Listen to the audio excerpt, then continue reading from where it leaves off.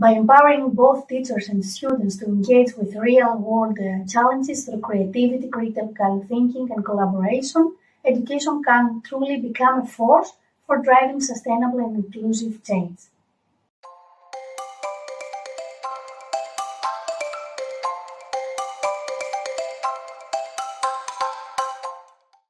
Institutions in the education sector should place greater emphasis on the embedding education for sustainable development across all levels of learning, starting, of course, from early childhood.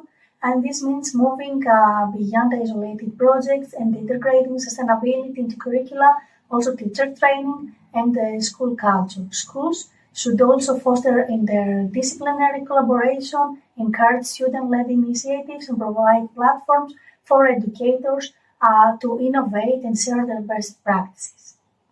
By empowering both teachers and students to engage with real-world challenges through creativity, critical thinking, and collaboration, education can truly become a force for driving sustainable and inclusive change.